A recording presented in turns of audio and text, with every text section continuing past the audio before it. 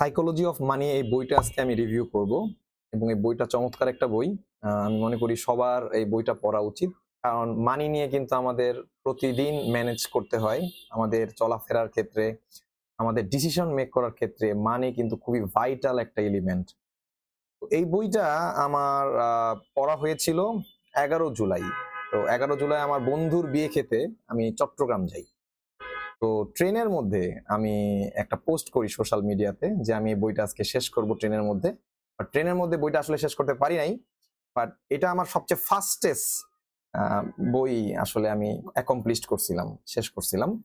The psychology of money. এই বইটা আজকে আমি রিভিউ করব। চলো শুরু করা যাক।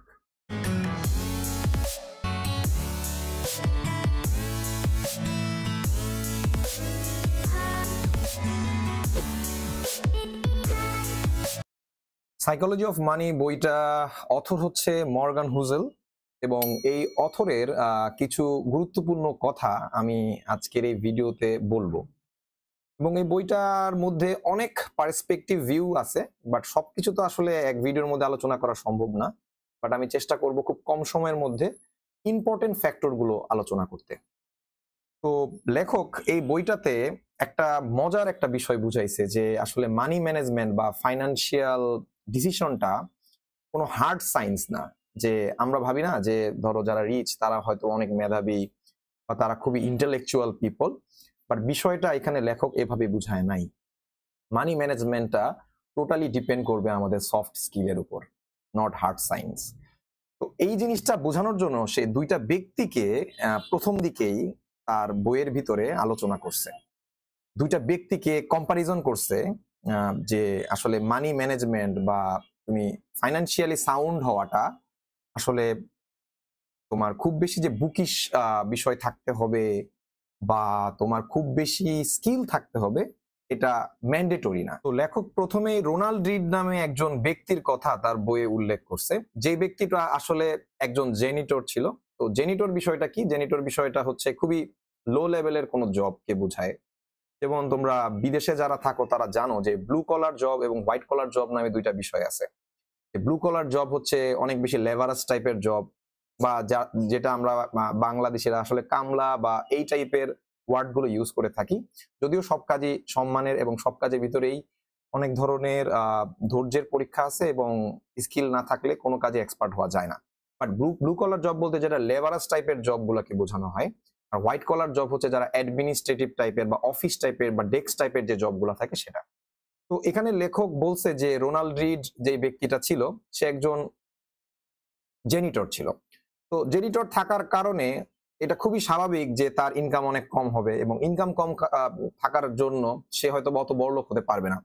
কিন্তু এখানেই সবচেয়ে মজার তথ্যটা, সে যখন মারা যায় 2014 সালে, তখন তার বয়স ছিল 92 বছর। তো রোনাল্ড রিডের এখানে দেখানো হয়েছে যে মৃত্যুর পর তার নেটওয়ার্থ ছিল তোমার $8 মিলিয়ন, যেটা বাংলা টাকার 75 কোটি টাকার আশেপাশে হবে। যেটা কিন্তু অনেক বড় একটা ব্যাপার, কারণ এত ছোট একটা জব করে সে কিভাবে এত টাকা করলো। সে কোনো লটারি পায় নাই, তার কোনো ধরনের সিক্রেট আসলে এখানে নাই। সে নর্মালি একটা বিষয়ে কাজ করছে, এবং এই জিনিসটা লেখক এখানে বুঝাইছে যে ছোট কাজ করলেই তুমি যে বড়লোক হইতে পারবা না, বা ছোট ধরনের জব করলে তুমি যে বড় হইতে পারবা না, বিষয়টা তা না। এখানে তোমার যদি মানি ম্যানেজমেন্ট অথবা সফট স্কিল থাকে, তুমি এখান থেকেও বড়লোক হতে পারবা। সেই ব্যক্তি করছে কি, সে ব্লু চিপ ইনভেস্ট, তোমার স্টক ইনভেস্ট করছে। ব্লু চিপ বিষয়টা কি? সেটা হচ্ছে তোমার ধরো তোমাদের স্টক মার্কেটে ব্লু চিপ বলতে আসলে বড় বড় রিনাউন্ড কোম্পানিকে বোঝায়। যদি আমি বাংলাদেশ দিয়ে আসলে বুঝাতে চাই, তাহলে ইউনিলিভার অথবা ব্যাট, ব্রিটিশ আমেরিকান টোবাকো, এইসব কোম্পানিতে যদি তুমি ইনভেস্ট করো, সেটাকে ব্লু চিপ ইনভেস্টমেন্ট ধরা যাবে। তো এই ভদ্রলোক আমেরিকাতে ব্লু চিপ ইনভেস্টমেন্ট করছিল, এবং সেই ইনভেস্টমেন্টটা কম্পাউন্ড ইন্টারেস্টের মতো বেড়ে দেখা গেছে সে যখন মারা গেছিল তখন 8 মিলিয়ন তোমার তার নেটওয়ার্থ ছিল, যেটা আসলে একজন জেনিটর হিসেবে অনেক বড় একটা ব্যাপার। তো সে আস্তে আস্তে ফাইন্যান্সিয়াল রোল মডেল হয়ে গেছিল আমেরিকার। তো ওই 2014 সালে এই রোনাল্ড রিডের সাথে বহু লোক মারা গেছিল, প্রায় 2.8 মিলিয়ন পিপল আসলে ওই বছর মারা গেছিল, যেটা 28 লক্ষ মানুষ। কিন্তু 4000-ও কম লোক পাওয়া গেছে যার নেটওয়ার্থ 8 মিলিয়নের আশেপাশে ছিল। তার জন্য Ronald Read financial role model হয়ে গেছিল সবার কাছে। তো এটা ছিল হচ্ছে একটা উদাহরণ, এবং এটার কন্ট্রাস্টে লেখক আরেকটা উদাহরণ দিছে, সেটা হচ্ছে তোমার হার্ভার্ড গ্র্যাজুয়েটের একজনের কথা বলছে, যার নাম হচ্ছে রিচার্ড ফাসকন। তো রিচার্ড ফাসকন খুবই একজন ইন্টেলেকচুয়াল পার্সন এবং খুবই সাউন্ড একজন পার্সন ছিল। বুঝতে পারছো, Harvard university is not a piece of cake, এটা খুবই সোজা জিনিস না। খুবই মেধাবী না হলে হার্ভার্ড ইউনিভার্সিটি চান্স পায় না। তো এই লোকটাকে দেখাইছে লেখক যে সে খুবই স্কিলফুল ছিল, খুবই সাউন্ড ছিল, তারপরেও সেই লোকটা একটা সময় গিয়ে ব্যাংকরাপ্ট হয়ে যায় এবং একটা সময় সে একদম নিঃস্ব হয়ে যায়। হ্যাঁ, তার মান্থলি স্পেন্ডিং ছিল 90,000 ইউএসডি। হ্যাঁ, 90,000 ইউএসডি কিন্তু বিশাল একটা অঙ্ক, এবং তার খুব আলিশান বাড়ি ছিল, ফ্যান্সি বাড়ি ছিল, আর 11টা বাথরুম ছিল, এরকম টাইপের অনেক ধরনের ফ্যান্সি কথাবার্তা এখানে বইয়ে আছে। তো ওই কথাগুলোতে আমি না গেলাম, আমি মেন জিনিসটা বুঝাতে চাচ্ছি, সেটা হচ্ছে যে সে খুব এক্সট্রাভ্যাগেন্টলি তার কস্ট হইছিল, মানে তার টাকাগুলোকে খরচ করছিল, যার কারণে সে সময়ের শ্রুতিতে তার টাকাগুলো হারাইতে থাকে। এবং তোমরা জানো যে 2008 সালে আমেরিকার একটা রেসেশন হয়, এটা ওয়ার্ল্ড রেসেশনই বলতে পারো, ইকোনমিক রেসেশন, অর্থনৈতিক মন্দা পুরো বিশ্ব জুড়ে হয়, যে সময় সেই এই ফাসকন হচ্ছে তোমার ব্যাংকরাপ্ট হয়ে যায় এবং 14 সালের দিকে সে একদম নিঃস্ব হয়ে যায়। তো লেখক এখানে বুঝাইতে চাইছে যে দুইটা ব্যক্তিকে দিয়ে বুঝাইতে চাইছে যে আসলে টাকা জমানো বা টাকা মানে ধনী হওয়ার ব্যাপারটা শুধু মেধার বা স্কিলফুল হইলেই যে তুমি ধনী হবা তার কোনো গ্যারান্টি নেই। এটা কোনো হার্ড সায়েন্স না, এটা হচ্ছে তোমার টোটালি ফাইন্যান্সিয়ালি তুমি কতটুক সাউন্ড এবং তোমার সফট স্কিল কতটুক আছে সেটা বেশি important rather than hard science. তো লেখক এই জিনিসটা এখানে দুইটা ব্যক্তি দিয়ে বোঝানোর চেষ্টা করছে। প্রথম দিকে লেখক এইগুলাই বলছে, তো আমি কিছু কিছু পয়েন্ট তুলে ধরবো, এটা একটা পয়েন্ট ছিল। আচ্ছা, এখানে ওই যে আরেকটা বিষয় লেখক বলছে, সেটা হচ্ছে যে যেমন আমি ফিজিক্স ক্ষেত্রে যে আমরা বলি ফিজিক্স একটা ল দিয়ে চলে, কিন্তু তোমার এই মানি ম্যানেজমেন্ট বা ফাইন্যান্স ব্যাপারটা আসলে ল দিয়ে চলে না, এটা পিপল বিহেভিয়ার দিয়ে চলে, মানে মানুষের বিহেভিয়ারের উপর ডিপেন্ড করে ফাইন্যান্স চলে। So that's the difference between theoretical বিষয় আর ফাইন্যান্স। আচ্ছা, এইটা একটা বিষয় ছিল। তারপরে এখানে আরেকটা গুরুত্বপূর্ণ কথা বলছে, সেটা হচ্ছে people do some crazy things with money but no one is crazy. আসলে আমরা অনেক কিছু ক্রেজি থিং টাকা পাইলে করি বা টাকাকে আমরা ব্যবহার করি, কিন্তু আসলে আমরা কেউই পাগল না আসলে। কিন্তু টাকা পাইলে আমরা অনেকে পাগল হয়ে যাই খরচ করার ক্ষেত্রে। যেমন আমি একটা ছোট্ট উদাহরণ দিয়ে বলি, যেমন ধরো আমরা অনলাইন থেকে অনেক কিছু পারচেস করি, কিন্তু সব পারচেস কিন্তু আসলে নেসেসারি না। আমরা টাকা আসলে যখন যেটা দেখি সাময়িক কিছু মানে সময়ের জন্য আমার কাছে মনে হচ্ছে যেটা আমার দরকার, বাট তুমি যদি লং টার্ম চিন্তা করো এই জিনিসটা আসলে আমার দরকার না। মানে তুমি দেখবা যে তুমি অনেক কিছু কেনার জন্য হয়তো বা তুমি অ্যাড টু কার্ট দিছো, হ্যাঁ অ্যাড টু কার্ট দিছো, বাট অ্যাড টু কার্ট দেওয়ার পরে দেখা গেছে যে তুমি কোনো কারণে হয়তো পারচেস করো নাই, 5-6 দিন পর যখন তুমি পারচেস করতে যাবা তুমি দেখবা যে আসলে এটা আমার দরকারই নাই। তো এরকম আমরা অনেক কিছু ভুলবশত পারচেস করে ফেলি যেটা আমার নেসেসারি না। এই নেসেসারি না এই ব্যাপারটা তুমি কেমনে বুঝবা? ধরো কোনো একটা প্রোডাক্ট তুমি কেনার পরে তুমি যদি এটা 2-1 দিন পরে আর ইউজ না করো, তাইলে বুঝবা যে এটা নেসেসারি না, এটা তোমার আসলে একটা ইনস্ট্যান্ট একটা ইন্ট্রিক ছিল ওই জিনিসটা পারচেস করার। বা এটা মার্কেটিংও বলতে পারো, এটা একটা ব্যাড মার্কেটিং। হ্যাঁ, যে ব্যাড মার্কেটিং এর মাধ্যমে তুমি আসলে এটাতে তুমি আসলে ফেসে গেছো এবং কিনে ফেলছো হুজুগে। কিন্তু তুমি যদি দেখো যে না এটা তোমার ইম্পর্টেন্ট কিনা, এটা বুঝবা কিভাবে? সেটা হচ্ছে তুমি ওই প্রোডাক্টটাকে নিয়ে অনেকক্ষণ ভাবতে পারো, কিছু প্রশ্ন করতে পারো, তাহলে তুমি বুঝতে পারবা। ইভেন তুমি কোনো জিনিস পারচেস করার পর যদি এটা ডেইলি ইউজ করো তাহলে কিন্তু এটা নেসেসারি। ম্যাক্সিমাম পারচেসিং এ আমাদের আসলে নেসেসারি না, 90% ক্ষেত্রে আমাদের এক্সট্রাভ্যাগেন্ট আমরা কস্ট করে ফেলি। সো এই বিষয়টাতে খেয়াল রাখতে হয় আমাদের। তো লেখক এই বিষয়টাও এখানে অল্প করে বোঝানোর চেষ্টা করছে। আচ্ছা, আরেকটা বিষয় বলি, সেটা হচ্ছে এই লটারির ব্যাপারটাতে আসি। যে লেখক এখানে বুঝাইতে চাইছে যে আসলে আমাদের গরিব মানুষরা বা মধ্যবিত্ত মানুষরা লটারি বেশি কিনি। মানে আমরা আসলে ভাবি যে লাইফে যদি কোনো একটা ম্যাজিক হয়ে যায় তাহলে আমাদের ভাগ্য পরিবর্তিত হয়ে পড়বে, কিন্তু আসলে দেখা যায় যে এরকম কিছু হয় না। তো লেখক আমেরিকান পার্সপেক্টিভ থেকে কিছু কথা বলছে, সেটা হচ্ছে আমেরিকায় এই প্রতি বছর মধ্যবিত্ত পরিবার থেকে প্রায় $412 লটারি পিছনে তারা ব্যয় করে। $412, এটা কিন্তু ছোট একটা অঙ্ক না। যেটা দেখা যায় যে তাদের ইমার্জেন্সি যখন হয়, বিভিন্ন ধরনের ইমার্জেন্সি কেস যখন হয়, তখন দেখা যাচ্ছে যে কারো কাছে $400 থাকে না ইমার্জেন্সি কেসে খরচ করার জন্য, কিন্তু সে লটারি কেনার জন্য বাৎসরিকভাবে অন অ্যান এভারেজ $412 খরচ করে ফেলায়, যেটা টোটালি আসলে আননেসেসারি একটা ব্যাপার।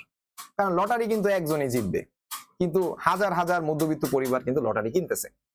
তো এইখানে হচ্ছে লেখকের একটা সাইকোলজির কথা সে এখানে বলছে, যে গরিব মানুষরা দেখা যাচ্ছে যে এসব লটারি বা এই ধরনের ছোট ধরনের বিষয়গুলোতে বেশি ফোকাস করে বড় হইতে চায়, বেশি বড় লোক হইতে চায়, আলটিমেটলি কিন্তু ম্যাক্সিমাম মানুষেরই লাভ হয় না। তো এটা একটা ইস্যু ছিল। এরপরে আসো লাকের ব্যাপারটা, আসো যে ঝুঁকির সাথে আসলে ভাগ্যের একটা সম্পর্ক আছে। যেমন এখানে বিল গেটসের একটা ঘটনা এখানে নিয়ে আসছে, যে বিল গেটস যখন পড়াশোনা করছে, সে তখন ছোটবেলায় লেক সাইড স্কুলে পড়াশোনা করছে। তো এই লেক সাইড স্কুলের মধ্যে কিছু প্রিভিলেজ ছিল, যে পৃথিবীর তখন এরকম একটা স্কুল এটা ছিল যে এখানে কম্পিউটার ছিল। এখন বিল গেটস যদি বাংলাদেশে জন্মগ্রহণ করতো, অবশ্যই ওই সময়কার সময়ে কম্পিউটার আসলে স্কুলে পাইতো না। এটা একটা লাক ধরা যাইতে পারে, যে পল অ্যালেন, তারপর বিল গেটস, এরা হচ্ছে কম্পিউটারটা পেয়েছিল লেক সাইড স্কুলে পড়ার কারণে।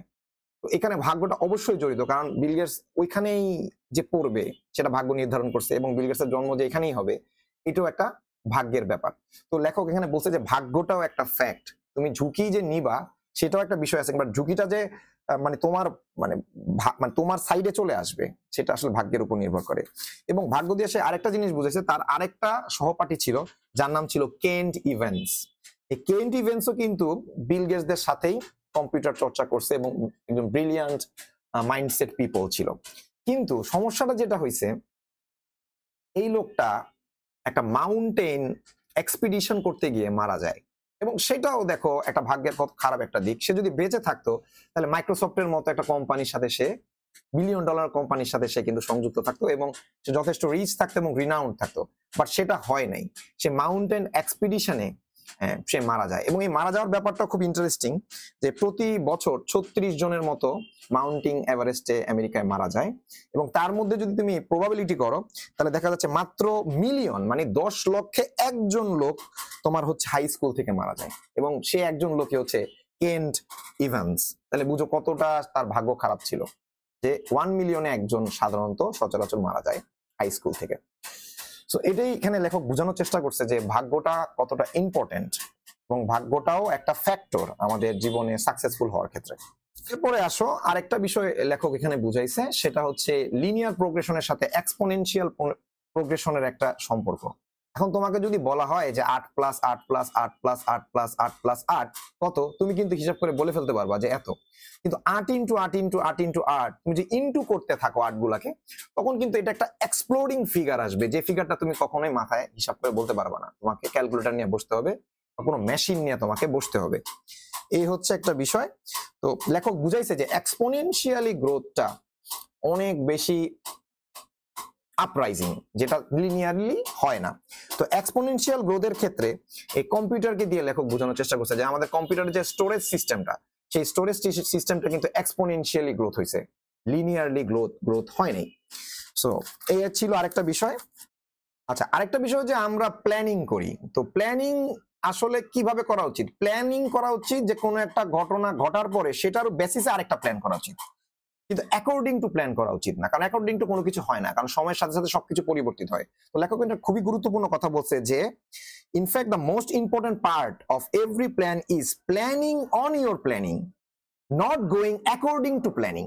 আচ্ছা, আরেকটা বিষয় হচ্ছে যে আমরা যে ওয়েলথের পিছনে যে ছুটি, যে ধরো কেউ একজন ফ্যান্সি ঘড়ি পরলো, কেউ একজন ফ্যান্সি কার চালাচ্ছে, কারো একটা আলিশান বাড়ি আছে, তো আমরা ভাবি যে আমাদেরও এরকম একটা বাড়ি করতে হবে, গাড়ি করতে হবে বা একটা কার করতে হবে। কেন? কারণ আমি একটা অ্যাটেনশন চাচ্ছি। জাস্ট লাইক ধরো আমি ফোন কিনতে গিয়ে ধরো আইফোন কিনলাম, কিন্তু আইফোনের নেসেসারিটা আমার আসলে নাই, তারপর আমি কিনতেছি কেন? আমি লোকজনের একটা রেসপেক্ট পাবো, অ্যাডমায়ার পাবো। আসলে লেখক এখানে যেটা বুঝাইলো যে বিষয়টা আসলে তা না। তুমি যখন রোলস রয়েলস গাড়ি চালাবা তখন মানুষ আসলে ড্রাইভারকে দেখে না, রোলস রয়েলস গাড়িটা দেখে, এবং গাড়িটা দেখার পরে সে নিজেকে কল্পনা করে যে আমিও একসময় রোলস রয়েলস গাড়ি চালাবো। ওকে, তো আমিও একসময় রোলস রয়েলস গাড়ি চালাবো, এই চিন্তা করে সে ফ্যান্টাসিতে থাকে।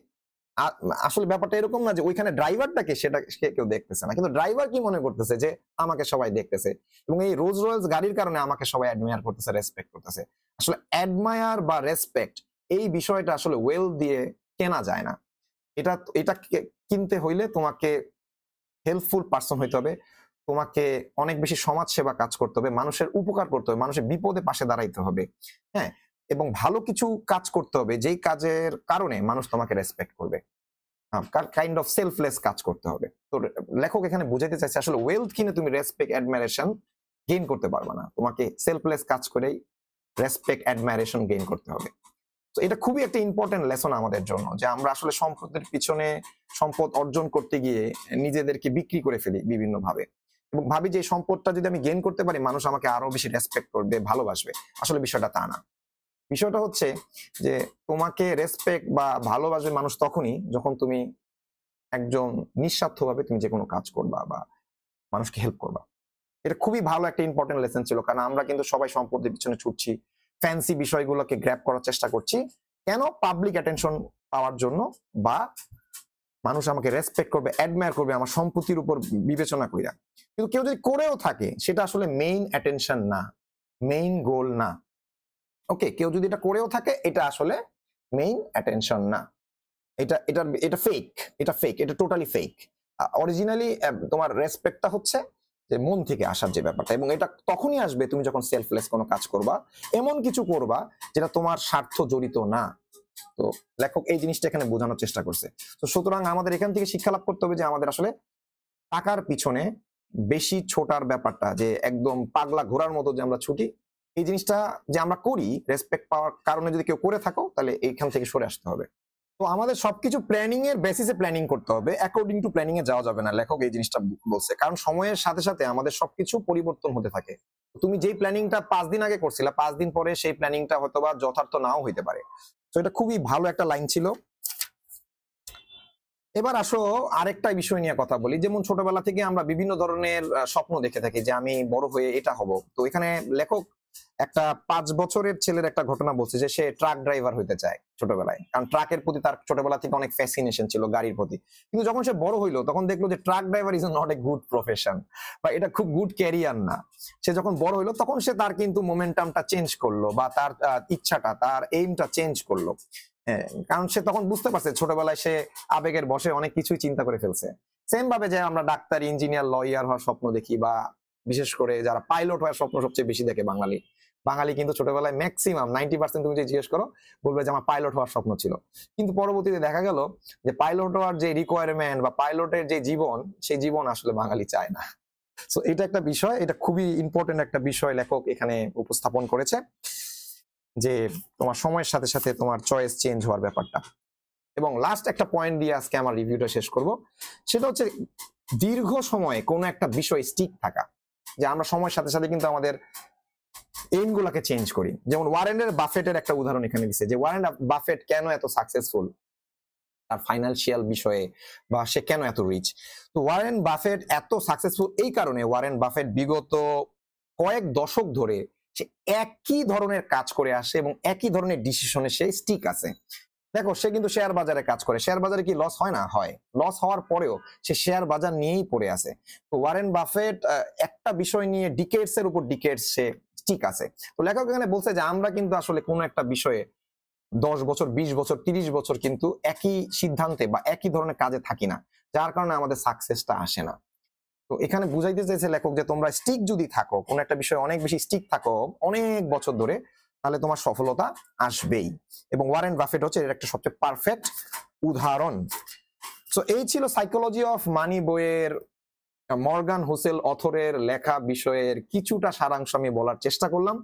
আশা করি তোমাদের এই বিশ্লেষণটা অনেক বেশি কাজে লাগবে, এবং কারো যদি কোনো বিষয়ে মতামত থাকে এই বিষয় বইয়ের সম্পর্কে আমাকে মতামত জানাতে পারো। সকলকে অসংখ্য ধন্যবাদ ভিডিওটি দেখার জন্য।